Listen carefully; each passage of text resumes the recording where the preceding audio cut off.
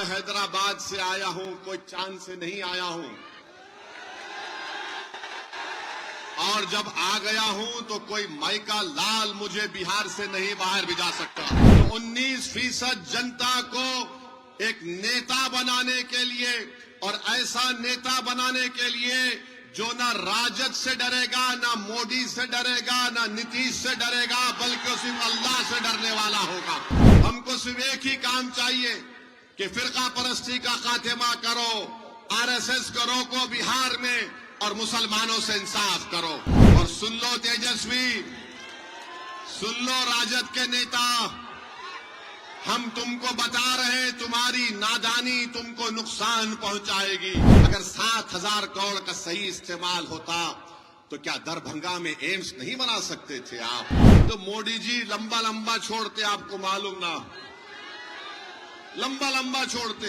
अब मोदी जी ने कह दिया कि भारत की जंग आजादी में आरएसएस ने बड़ा योगदान दिया। भाइयों बहनों, चाहता है और कौन उसको लाना चाहता है, ये फैसला आपको करना है। और सुन लो तेजस्वी, सुन लो राजद के नेता, हम तुमको बता रहे, तुम्हारी नादानी तुमको नुकसान पहुंचाएगी। तुम्हारा गुरूर और तुम्हारा तकब्बुर तुमको कमजोर करके रख देगा इंशाअल्लाह। हेलो, अस्सलाम वालेकुम दोस्तों। बिहार विधानसभा चुनाव 2025, जिसमें असदुद्दीन ओवैसी, प्रशांत किशोर, चिराग पासवान, ये तीनों चाहे तो गेम चेंज कर सकते हैं। ऐसे असदुद्दीन ओवैसी साहब पूरा गेम को पलट दिए हैं। पहले तो सीमांचल गए थे, सीमांचल से अब मिथिलांचल भी आ गए, मिथिलांचल से मगध में भी आए, अब इनका पूरा बिहार पकड़ रहे हैं असदुद्दीन ओवैसी साहब। असदुद्दीन ओवैसी साहब का कहना है कि जब एमवाई समीकरण है तो एमवाई समीकरण है तो एम को 19% के हिसाब से हिस्सेदारी नहीं मिला, जिसके वजह से हम 19% का हिस्सेदारी हम दिलाएंगे। असदुद्दीन ओवैसी साहब 19% का हिस्सेदारी लेकर आ गए हैं। मुसलमानों का 19% का हिस्सा अब असदुद्दीन ओवैसी साहब बिहार में दिलवाने का पूरा ऐलान कर रहे हैं। असदुद्दीन ओवैसी साहब का स्पीच, असदुद्दीन ओवैसी साहब का भाषण जोरों शोरों से वायरल हो रहा है। आप लोग देख सकते हैं कि कैसे असदुद्दीन ओवैसी साहब महागठबंधन के तेजस्वी यादव को क्या बोल रहे हैं। और असदुद्दीन ओवैसी साहब महागठबंधन को तो सही बोले, क्योंकि महागठबंधन को असदुद्दीन ओवैसी साहब जब प्रस्ताव लेकर गए थे आरजेडी के पास, तो असदुद्दीन ओवैसी साहब का प्रस्ताव आरजेडी लेने से इनकार कर दिया। क्या है कि आरजेडी दफ्तर का गेट भी नहीं खोला, आरजेडी दफ्तर का गेट भी नहीं खोला। अब इसी से आप समझ जाओ कि आरजेडी का कितना घमंड था। अभी दूध पियो बॉटल से, ये उम्र नहीं है तुम्हारी। हम तुम्हारे बड़ों से मुकाबला कर रहे, बच्चे बीच में नहीं आना। असदुद्दीन ओवैसी साहब, चिराग पासवान, प्रशांत किशोर, अगर ये तीनों आ गए ना, तीनों अगर अलायंस कर लेते हैं तो बिहार में इनका सरकार बनने का ज़्यादा 70% चांस है। अगर इन लोगों का अलायंस बन जाता है तीनों पार्टी का, तो बिहार में पूरा तीसरा अलायंस एकदम उभरेगी। प्रशांत किशोर भी जोरों शोर से उभर रहे हैं। प्रशांत किशोर भी 3 साल से मेहनत किए बिहार में। असदुद्दीन ओवैसी साहब पिछले विधानसभा चुनाव में जो रन किए थे और उसमें इलेक्शन डाले थे, उनको 11% का वोट मिला था। असदुद्दीन ओवैसी साहब को 11% वोट मिला था पिछले बिहार विधानसभा 2020। बिहार का दूसरे नेता असदुद्दीन ओवैसी साहब बन चुके हैं।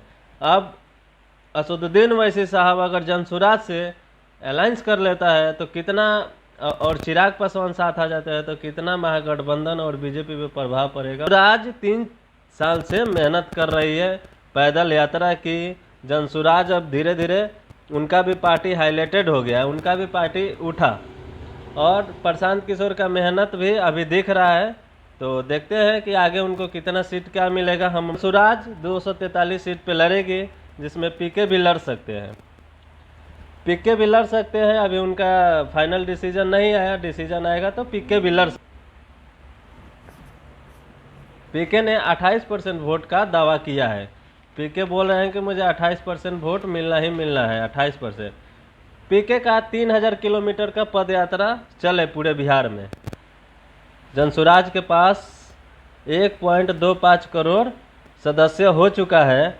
युवाओं के तरफ का क्रेज ज़्यादा है, युवाओं का क्रेज ज़्यादा है जनसुराज की तरफ और MIM के तरफ पूरा।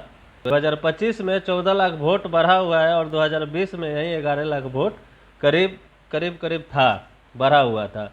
नए वोटर किसके खेमे में जाएगा? नए वोटर किसके खेमे में जाएगा? अब्दुद्दीन ओवैसी साहब सीमांचल के अलावा मिथिलांचल, मगध में अपना रैलियां कर रहे हैं। इसके वजह से पूरे महागठबंधन में तेजस्वी यादव को खलबली हो गई है।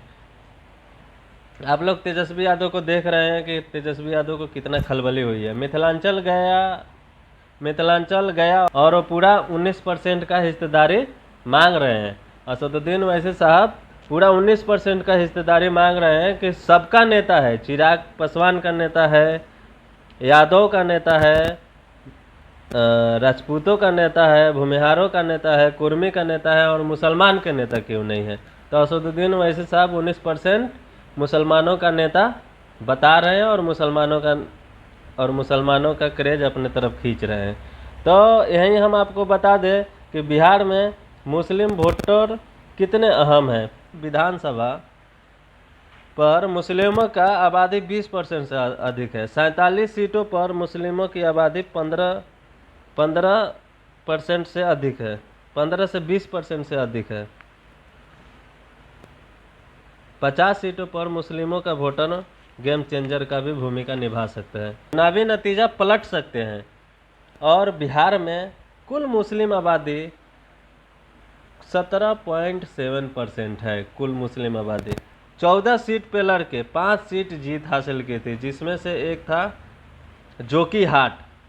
जोकीहाट से MIM और RJD लड़ा था और भी पार्टियां थी, जिसमें RJD को MIM हरा के 7383 वोटों से जीत हासिल किया और RJD को हरा दिया। बहादुरगंज विधानसभा कांग्रेस को 55,651 से 51 वोटों से हराया MIM पार्टी।